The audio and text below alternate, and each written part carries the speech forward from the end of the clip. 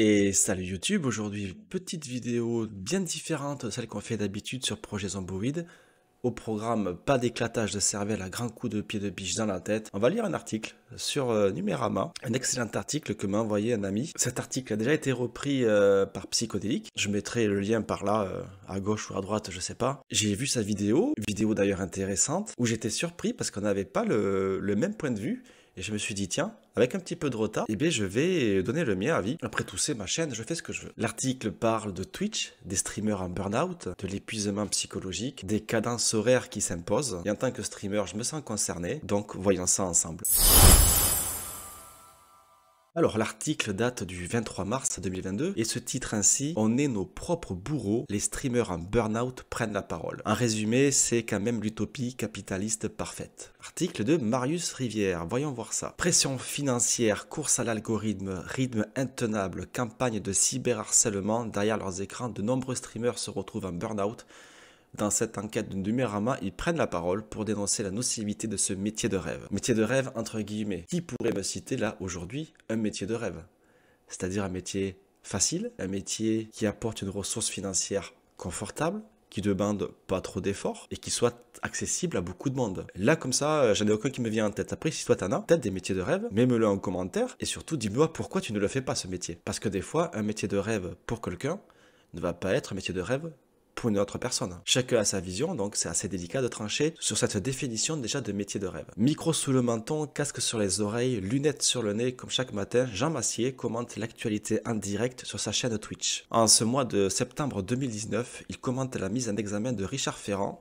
Ah, Richard Ferrand, toute une histoire. Il lit quelques messages du chat, explique, décrypte, toujours souriant, décontracté. Quelques heures plus tôt, il était pris en charge par le pôle psychiatrie du centre hospitalier de Maison Blanche à Paris. Le streamer est au bout du rouleau. J'en faisais beaucoup trop, je n'y arrivais plus. C'était physique, comme un ordinateur qui ne voulait pas booter à l'allumage. J'étais cramé, raconte Jean Massier. Les médecins diagnostiquent un épuisement professionnel, le si justement nommé burn-out. Bon, alors déjà, l'actualité, ça va être un petit sujet un peu délicat. Imagine un repas de famille avec tonton sur la politique, le côté gauche de la table politique, le côté droit en face, tu rajoutes les extrêmes gauche, les extrêmes droite, et ça, tu vas y baigner pendant 8-10 heures. On est bien au-delà du repas de famille qui dégénère en débat politique. Mais c'est vrai que ça va être compliqué parce que tout le monde a des avis différents, tout le monde a des sensibilités différentes. Il va falloir ajouter une gestion de communauté. Donc il suffit que tu sois un petit peu connu, que tu aies un petit peu d'influence sur Twitch, tu vas avoir du monde, et bien tout ça, il va falloir le gérer. C'est du boulot. C'est du boulot, surtout sur un sujet aussi sensible que la politique. On l'a vu quand même assez récemment, ne serait-ce que sur les vaccins, etc. Il y avait bien quelques signes avant-coureurs, fatigue chronique, irritabilité, impatience. Je les ignorais et quand je me suis aperçu que quelque chose clochait, c'était trop tard, complète-t-il. C'est la deuxième fois que ça lui arrive. Déjà en octobre 2016, donc ça fait 3 ans, en 3 ans, hein, il était hospitalisé en urgence psychiatrique à la Pitié-Salpêtrière. Quand ça fait 2 fois en 3 ans, peut-être qu'il se passe quelque chose en effet qui va pas. Là c'est sûr, c'est peut-être pas une bonne idée d'y revenir. Je juge pas, mais il faut peut-être aller chercher un autre accès au travail, un autre domaine peut-être. Dans le milieu hospitalier, hein, je connais, si tu as un burn-out une fois, 2 fois, c'est peut-être pas ton bon secteur, je ne sais pas. Posez question. Si vous avez des avis, les commentaires sont là. Il n'est pas le seul. Sur Twitch, ils sont nombreux, les streamers et streameuses, à se dire cramés. Alors, nombreux, combien? Parce que là, nombreux, pour moi, ça veut tout dire et rien dire.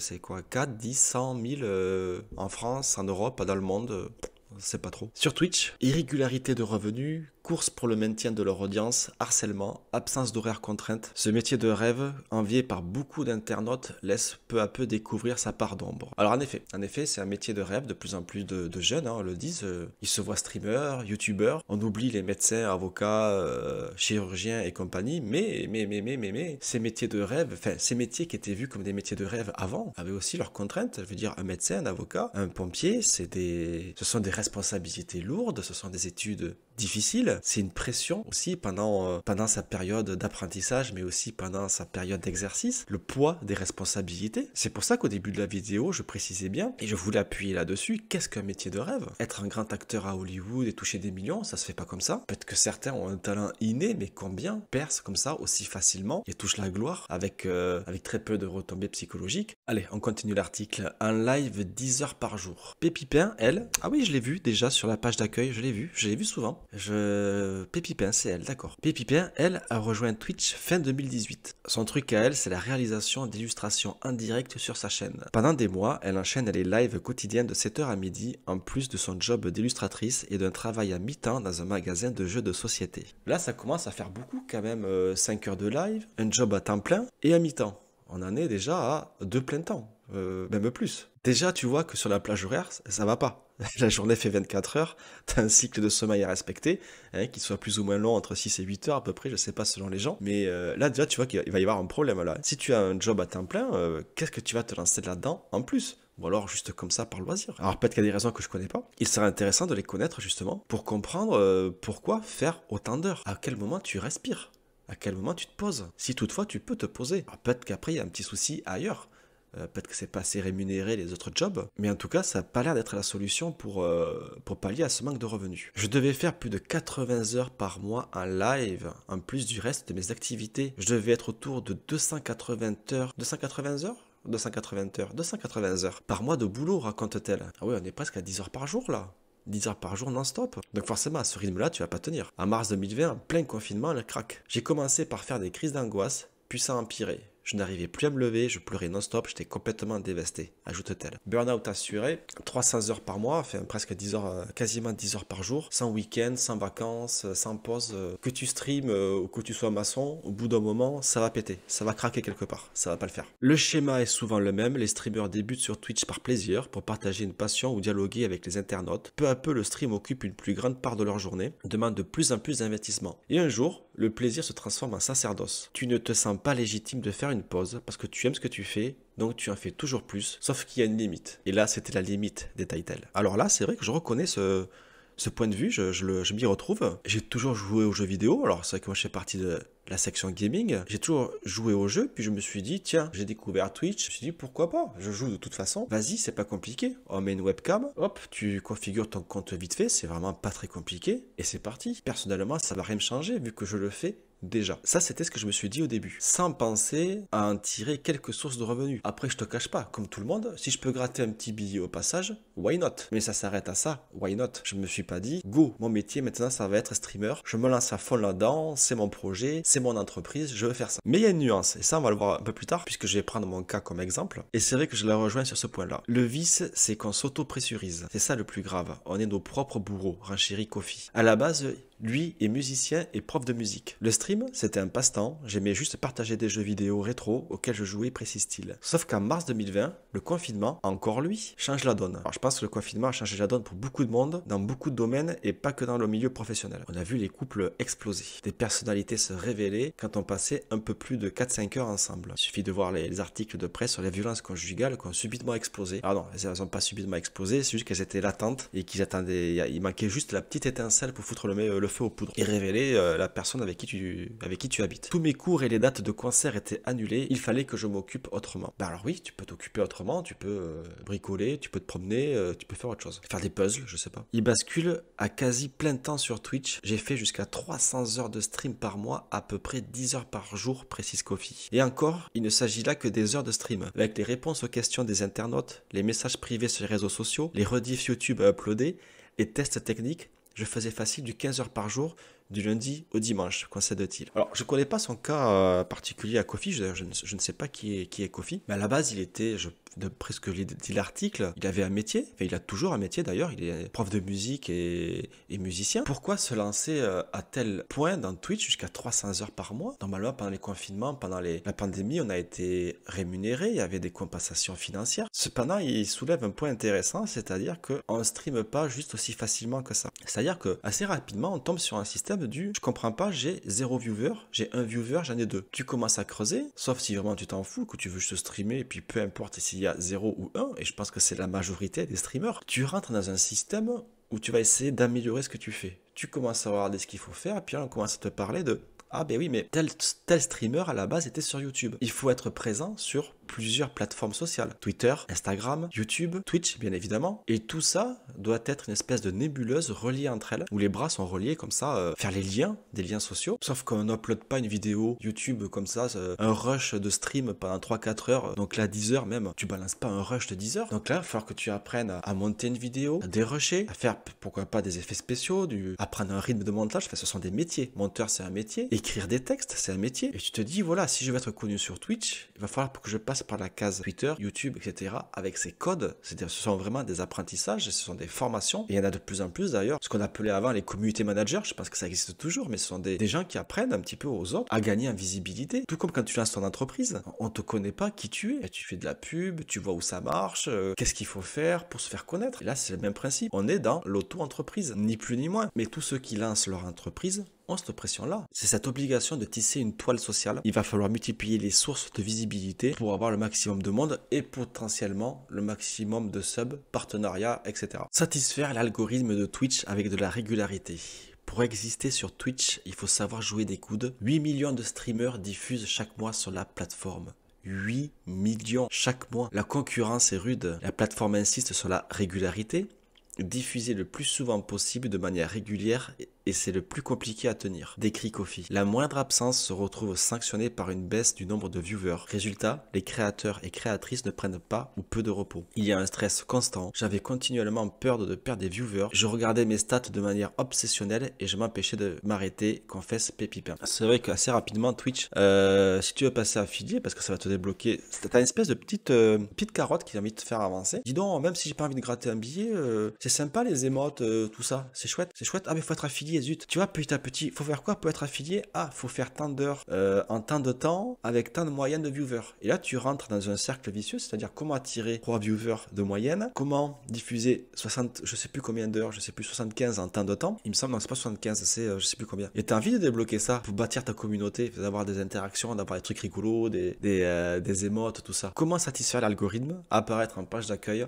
On pense avoir un impact là-dessus et en fait on s'aperçoit qu'il y a une part de chance et d'aléatoire complet, avance au bain, ancien de chez jeuxvideo.com, sur Twitch depuis un peu plus de 4 mois. Alors ça, les algorithmes, que ce soit YouTube, Twitch, ça reste des mystères. Des mystères, mais on voit à peu près que mais tu as un cercle vertueux, c'est-à-dire si tu arrives à percer au moins une fois, mais plus tu as de monde, plus tu auras de monde. Moins tu as de monde, moins tu auras de monde. Et à moins d'avoir un support derrière, un coup de boost, mais attention à ça aussi. Voilà, j'ai un exemple en tête qu'on va détailler après. Les gens sont plutôt tentés d'aller sur des lives ou dans la même catégorie, mais c'est vrai, il y a le plus de monde, parce qu'ils disent s'il y a le plus de monde, c'est que sûrement c'est meilleur en qualité, c'est plus qualitatif. Selon nos informations, Twitch France a également à cœur de diversifier son audience, encore très masculine, et peut mettre volontairement en page d'accueil des lives portés par des personnes minorisées ou des médias qui touchent ce genre de public. Communauté masculine, oui, ça c'est vrai. Part dans une certaine section où là, bizarrement, les hommes ils sont pas trop nombreux. Quand il s'agit de lécher des oreilles en plastique, ceci étant, persiste par contre en effet cette façon de penser que si on veut voir, alors je parle du gaming, hein, si on veut voir du gaming de haut niveau, les gens vont plus facilement ou plus naturellement aller voir sur des streamers hommes. Ce fonctionnement nébuleux pousse les streamers à privilégier des contenus qui pensent tailler pour l'algorithme et à délaisser ce qu'ils faisaient au départ. À force de vouloir tout contrôler,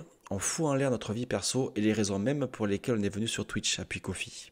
Plus tu te focalises sur ces outils, plus tu vas oublier pourquoi tu fais des vidéos. C'est extrêmement vicieux. Le truc le plus sain, c'est de se couper des stats, assure Léo Grasset, aussi connu sous Dirty Biology. Ah oui, Dirty Biology, excellent d'ailleurs, excellent. En 2018, il publiait une vidéo intitulée « Les problèmes psychologiques des youtubeurs ». Il y analysait cette course à l'algorithme et la place du facteur chance dans le succès ou non d'une chaîne, des mécanismes identiques à ceux qui régissent Twitch aujourd'hui. Ça dépend comment dans quel état d'esprit t'arrives. Mais Twitch, il y a aussi ses stats, et puis cet ego aussi, un peu comme les Instagrammeuses qui viennent flatter l'ego et se dire waouh, là tu t'as vu, j'ai fait tant de likes. Mais c'est aussi se remettre en question au niveau de la qualité et se dire est-ce que ce que je fais ne plaît pas aux gens? Est-ce que c'est parce que le contenu ne les intéresse pas? Est-ce que c'est ma façon d'être? Est-ce que c'est ma façon de faire? Enfin, il y a beaucoup de choses qui peuvent se passer au-delà du simple fait, les stats sont un chiffre, après libre à toi de les interpréter. Est-ce que tu t'en fous? Je pense que c'est la majorité des gens s'en foutent. Enfin, sur 8 millions de streamers en tout cas dans le monde, j'espère qu'ils s'en foutent. Par contre, en effet, si c'est ton entreprise que tu es en train de lancer, là financièrement tes stats vont t'intéresser. Ça s'appelle un chiffre d'affaires. Et pour certaines personnes, ça va peut-être modifier la façon de faire ce qu'il faisait, ce qu'il avait envie de faire à la base pour coller à l'attente du public. L'algorithme devient presque presque une entité indépendante, évanescente. Tout le fonctionnement de cette plateforme pousse vers l'omniprésence. Le modèle économique tient là-dessus, analyse Bastien Loessard, maître de conférences en sciences de la communication à l'Université Paris 13, qui s'intéresse aux créateurs du web. Il est notamment l'auteur de scènes de la vie culturelle, YouTube, une communauté de créateurs. Ce qui fait dire à Nathalie,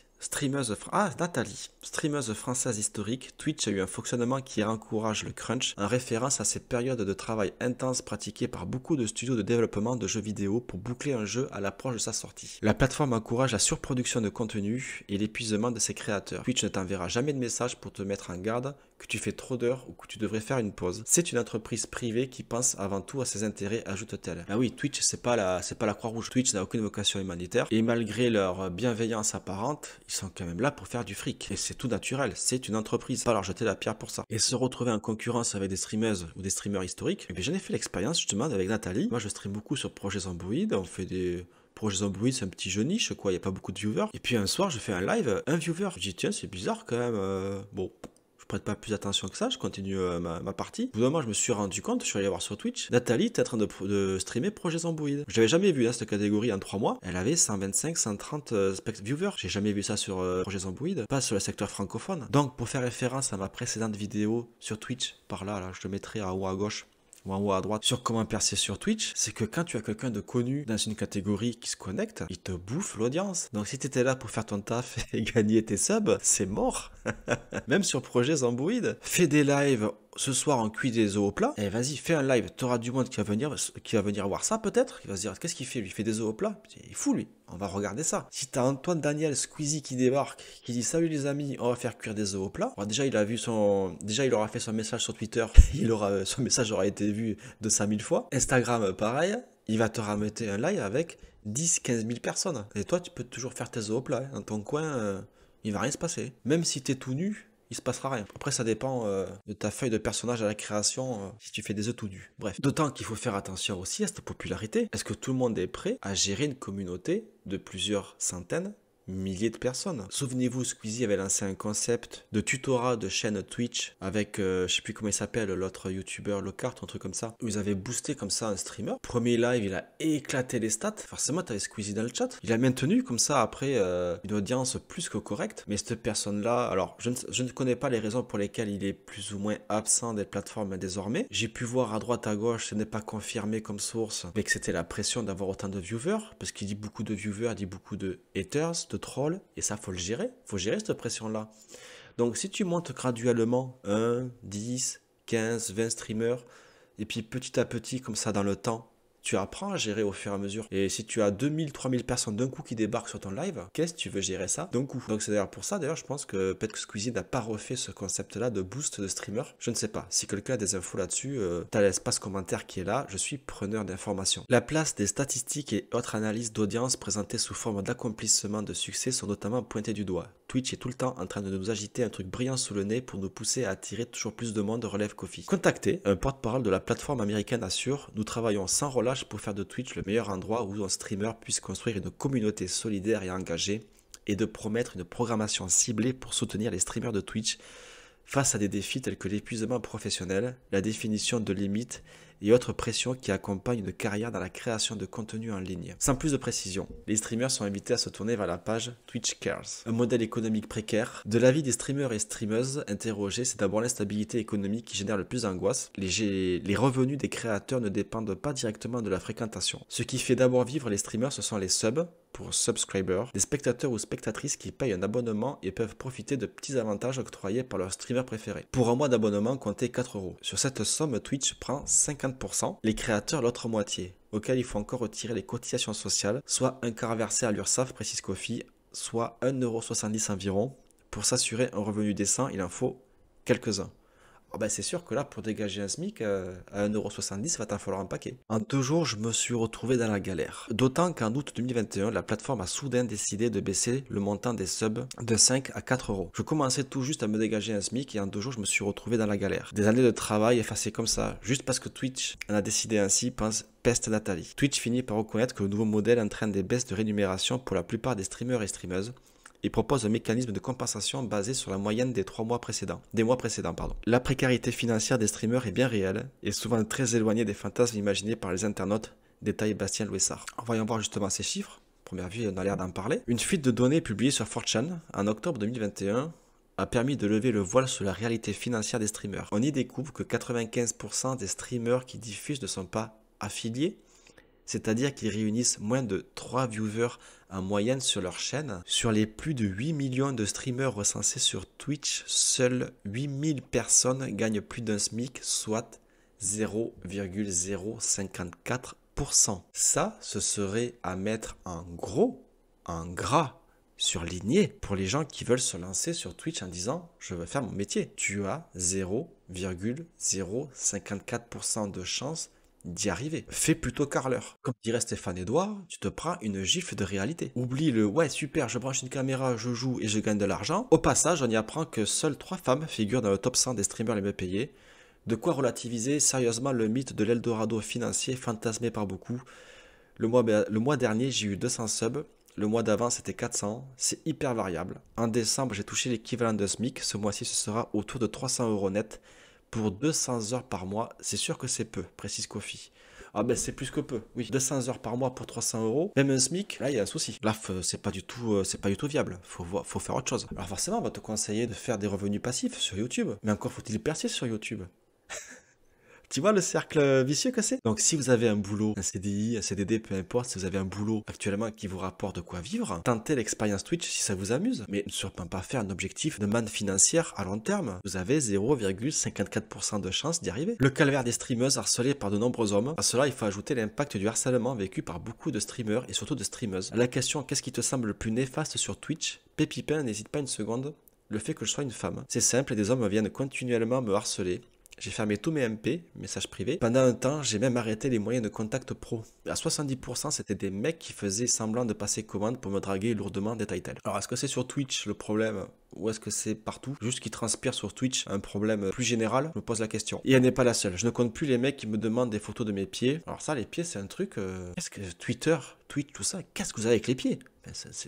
C'est fascinant ça. Bref, je ne compte plus donc les mecs qui me demandent des photos de mes pieds, qui veulent devenir mes esclaves ou projettent des obsessions malsaines sur moi, témoigne Nathalie. C'est comme ça, on est constamment jugé sur notre physique, sur nos capacités à jouer aux jeux vidéo. Je reste persuadé que ça aurait été moins dur si j'avais été un mec, ajoute-t-elle. Tu peux transposer cette phrase à toute entreprise, j'ai envie de dire. Essaye cette phrase sur d'autres trucs, tu vas voir, ça marche pas mal. Et donc on revient un petit peu sur ce que je disais, tu lances une entreprise. Ce n'est pas un hobby où tu vas gagner de l'argent. Ça s'appelle un lancement d'entreprise. Et tout le stress qui va avec, le nombre d'heures de travail qui va avec, et avec un pourcentage ridicule de chances de réussir. Voilà, c'est même pas ridicule. Quand tu commences à avoir un zéro en début de ligne, c'est que le pourcentage est plutôt bas. Sur Twitter aussi, les témoignages de streameuses sous le hashtag DoBetterTwitch se multiplient. Plusieurs collectifs de streameuses se sont aussi montés, notamment Amog Meuf. Ok, jeu de mots sympa. Dont fait notamment partie Pépipin.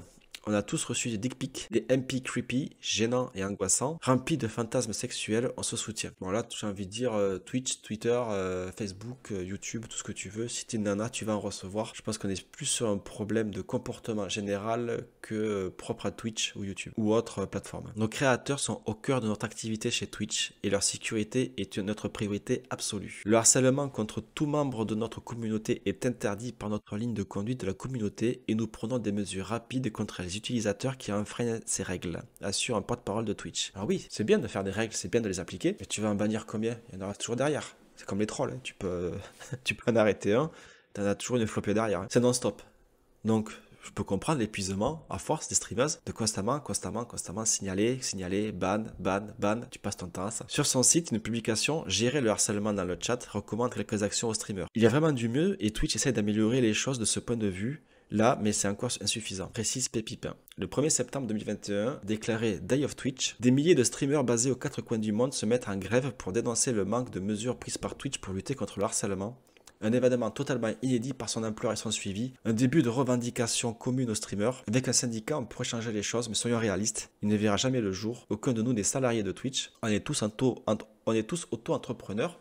Lâche Nathalie, eh bien oui, c'est ça, vous êtes, et on est, enfin pour ceux qui souhaitent en tout cas, auto-entrepreneur, c'est un métier. Et de conclure en se marrant, c'est quand même l'utopie capitaliste parfaite. Il y avait eu une vidéo d'ailleurs que j'avais faite sur les revenus Twitch. C'était une proposition de Twitch sur les salaires versés aux streamers d'office. Et bon, ça avait vite dégringolé. Finalement, le soufflet est retombé. Ils avaient annoncé des chiffres mirobolants. Ils n'avaient pas précisé juste que c'était vraiment pour le haut du haut des streamers. Sinon, Moi, je pense que je toucherai à peu près 3 euros. À peu près 3 euros avec mon audience. On y a cru à l'effort de Twitch, hein, on y a cru, mais non. Mais non. Quoi qu'il en soit, comme dirait Psychodélique, n'hésitez pas à liker, partager cette vidéo, commenter aussi, ce n'est que mon avis. Et je suis plutôt curieux d'avoir le vôtre. Est-ce que vous êtes d'accord, pas d'accord? Argumentez. L'espace commentaire est là. L'espace Twitch aussi, quand je suis en live, n'hésite pas à passer sur la chaîne. Tu lâches un follow et puis un peu en discuter. Bref, c'était mon avis. Le vôtre m'intéresse aussi. Sur ce, soyez sages mais pas trop. Bisous.